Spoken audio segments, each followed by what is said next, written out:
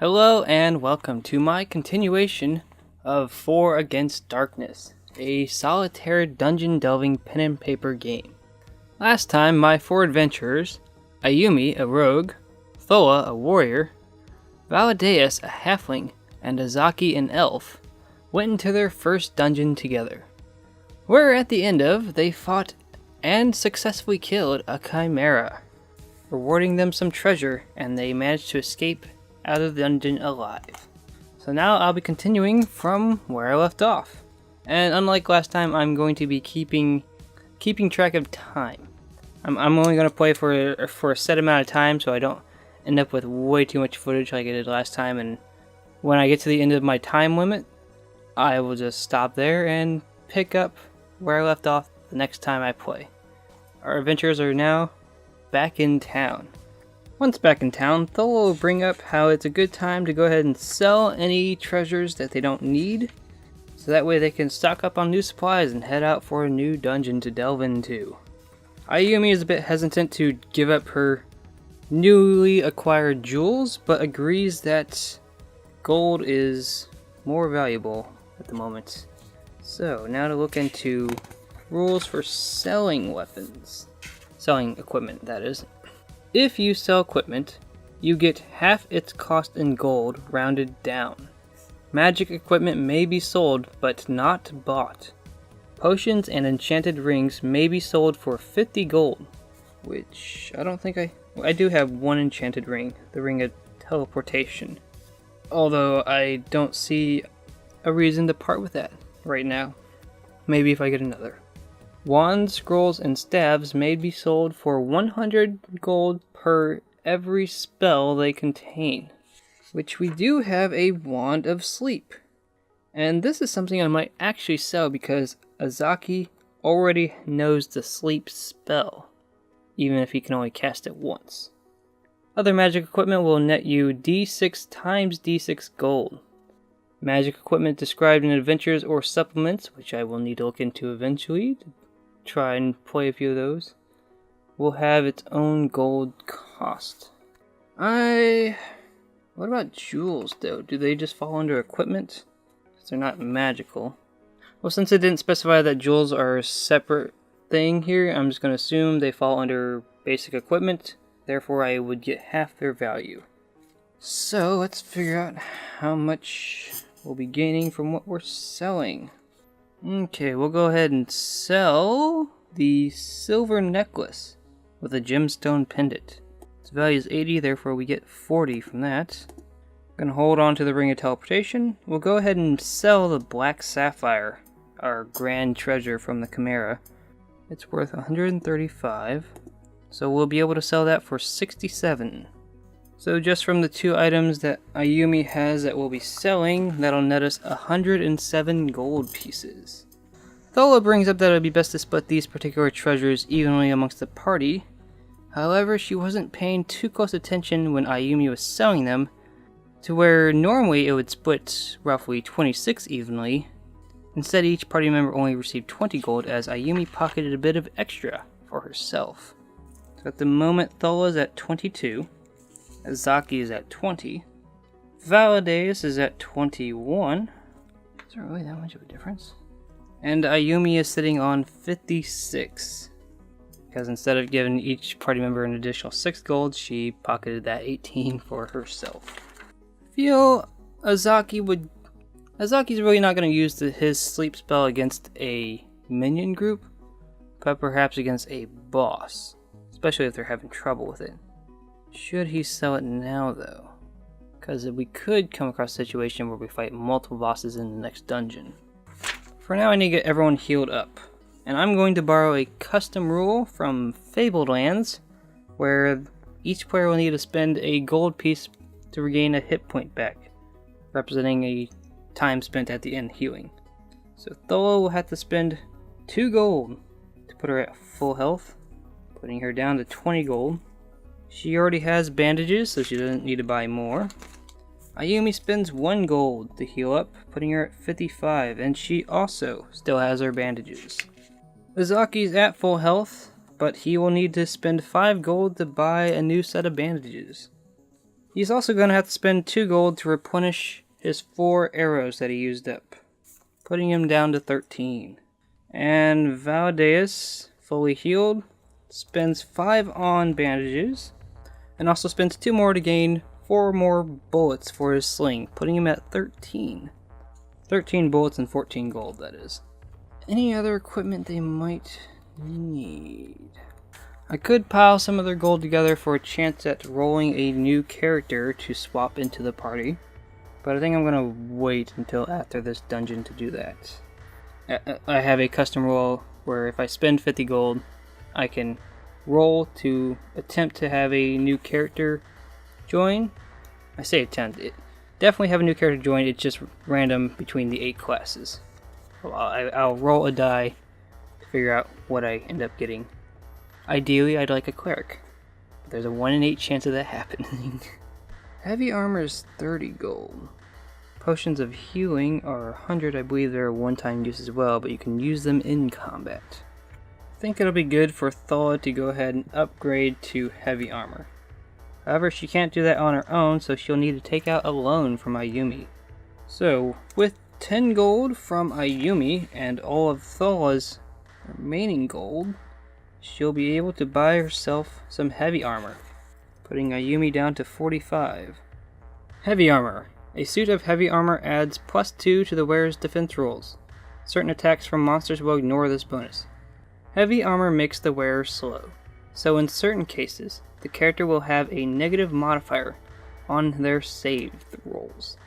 Heavy armor is designed to fit one wearer, so you may not reassign it to another character if the original wearer dies. And with that, Thala now has a d6 +2 on her defense rolls. But she also owes Ayumi money, so... Ayumi can't really have any better armor or weapons, but I could equip her with a sling as well. I've kind of been going under the assumption that a sling requires 2 hands, and she's the lantern holder. So I think it'll be best to not worry about that for now. Plus, she gets to add her level to her defense rolls, so she wouldn't need to have any better armor. I don't think Azaki needs anything else from my list of options, but we are definitely buying Valdeus some light armor. Yeah. So he'll be spending 10 of his own gold, leaving him with 4 left. Pretty sure that was the only starting class that didn't start with any armor. But at least he now has a d6 +1. Okay, everyone has bandages, and I think the only thing left that would be worth getting at this time would be potions of healing, but I believe the only way we'd be able to do that is if we sold the Wand of Sleep, which I'm going to hold on to for now. So, adventurers should be ready. Let's head off to the new dungeon. Okay, everybody is healed up and as ready as they can be. So, the entrance to this dungeon is number 4 again. Okay. Don't have to create a new asset for that yet. Bit disappointing, but oh well. That's what I got. There's a moment of hesitation as our adventurers walk up to a familiar dungeon entrance. 6. But when they see some vermin pouring out, they immediately go into combat. Maybe. We'll see. Yes, this time I'm doing roll on the entrance room. Because why not? 2d6 skeletal rats. These are level 3 undead. They produce no treasure. Crushing weapon attacks are at +1 against skeletal rats, but they cannot be attacked by bows and slings. Well then. Clerics add their level when attacking them because they are undead. Monsters have a reaction, but I choose to fight. So yeah, we get round 1 goes to us because we just immediately fight these vermin. I am not in a good position to fight these, but I guess first I need to figure out how many there are. 11! Okay. And they're level 3. So, Ayumi, you're up. Short sword. A 4 -1. We do not outnumber some yes. So you kill 3 of them immediately. Wait, no, they're not level 1. Dang it. You kill 1 of them. Cool. Leaves 10. Okay. Well, this is going swell. Thala's up. I considered her buying a crushing weapon, but she'd have to switch to it this turn if she even had one. So, great sword it is. Fantastic. Rolled a 1 for a total of 3. She kills 1. She slashes one of them. 9 to go. I cannot use bows and slings against them. Validates will be up next. Can't use... These next two have to spend their turn switching weapons. Cool. Now here's one thing I didn't really do last time. Do I roll the reaction when they get their turn? Or only if I let them go first? I believe they only get their reaction roll if I let them go first. Or at least that's how I'm going to run it today. So no point in rolling that. They will have to roll morale when their numbers are half though. Okay, so now we're on the defense. We have to roll a 4 or better against these vermin. Oddly enough, they are not the strongest thing on the vermin table. So, Ayumi is first. 4 or better. Oh, she got a 6.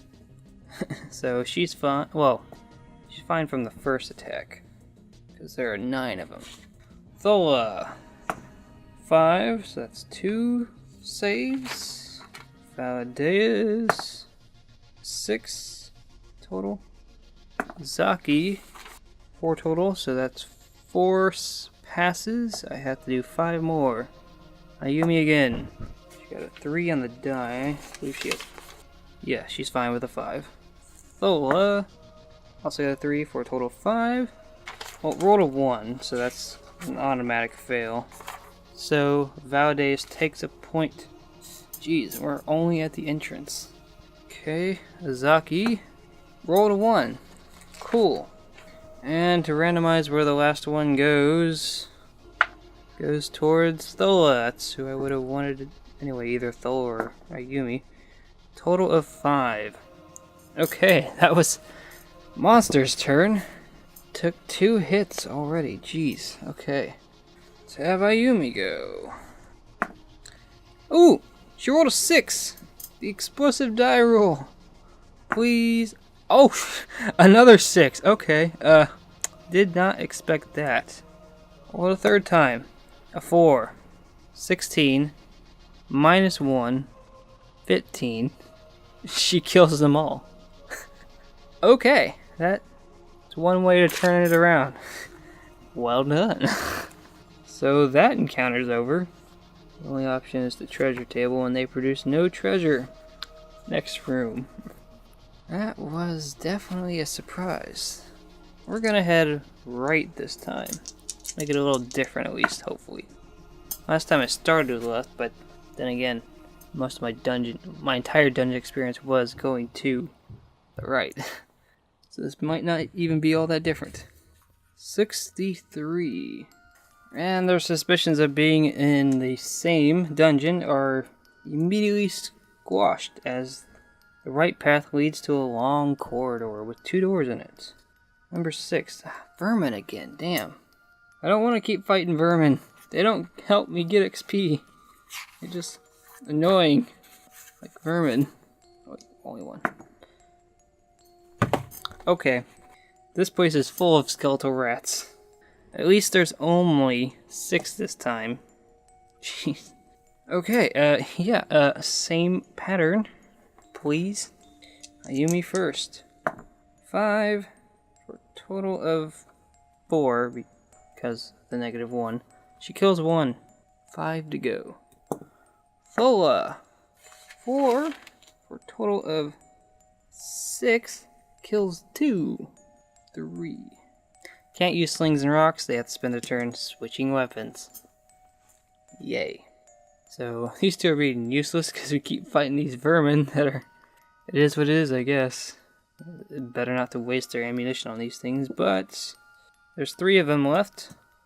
Let's roll to see who doesn't get attacked. Ayumi. But she's got one of the better defenses. Fine. Thola. That's a 1. She's Down to 6. Valideus rolls a 6. He's fine. Zaki, 3. I believe he's got a +1. Yes, that's just enough. He's fine. Top the order with Ayumi with a 6. I don't need to roll again because I'm pretty sure she just killed. Well, I would only kill 2. Oh, wait. Oh, I messed up in the last fight. I keep thinking they're level 1. Crap. I messed up. She got a total of, because of her -1, 7. Kills 2 this time, leaving 1 left. Damn. Can't believe I messed up. Thola kills the last one. I feel as if I need to roll for the last group because I screwed up. What'd she get? She would have killed 5 of the 9? She would have 4. If Thola went, apparently she would have gotten a 6. 11, 13. Would have left like 1 or 2. Zaki using his metal rod would have gotten a +1. Total of 6, would have killed 2. Okay, so I did screw up in that last room. However, based on what I just rolled, I would have been able to kill them that turn. Please forgive me. I made a mistake.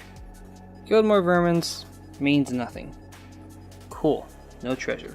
There's 2 doors here. One to the left, one to the right, and then I could continue onward, forward.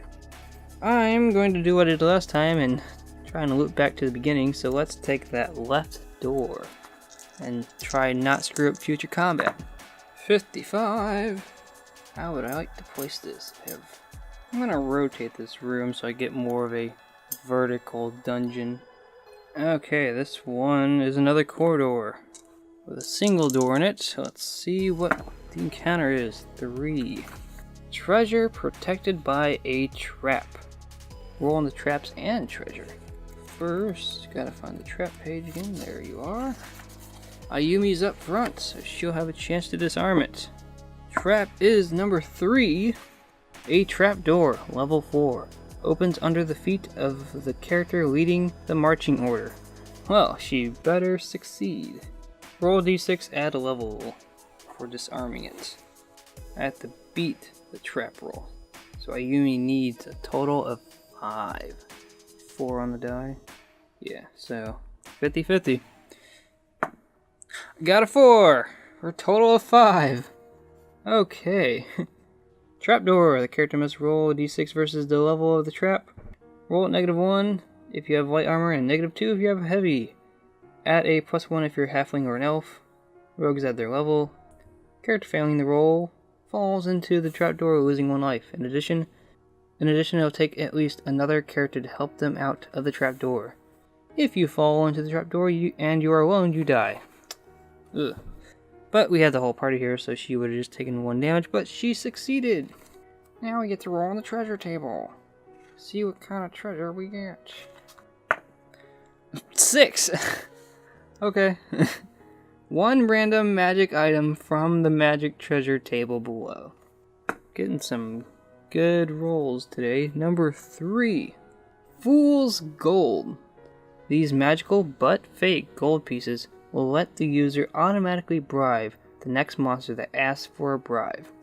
Would have worked against that Chimera, which was asking for 50. No matter what the monster asks, the gold will appear enough to satisfy his greed. This is a 1-use magic item. It doesn't really matter who holds it, but I'm going to give it to Thola as she has the least amount of items on her possession. And like I said, it doesn't matter who's holding this item. Although, would Ayumi argue? No, it's fake money. She doesn't want it. But I am almost at my time limit, so I will do 1 more room before ending this session. Do I open the door or do I continue forward? Let's try the door. 11. Another corridor. Not many options on how to place this one down. Alright, this opens up to another corridor with 2 doors. 8. If corridor empty, otherwise roll the minions table. Okay. But that means I should have the search option. Yes.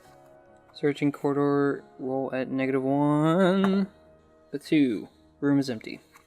Okay, so that is where I'm going to leave off this session. Probably not the most exciting, as I spent half of it shopping and the other half getting attacked by skeletal rats.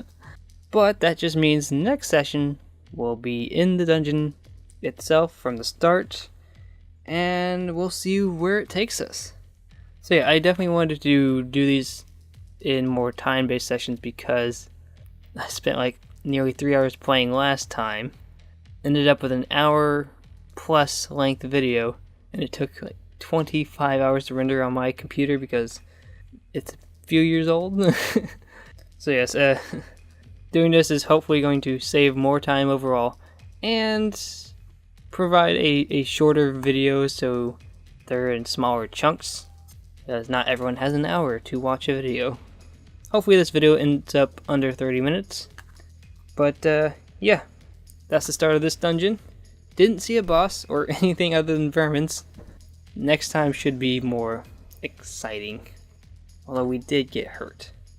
And I did screw up combat that one time. But I fixed it. But that's the end of this video. I hope you enjoyed it, and until next time, thank you for watching.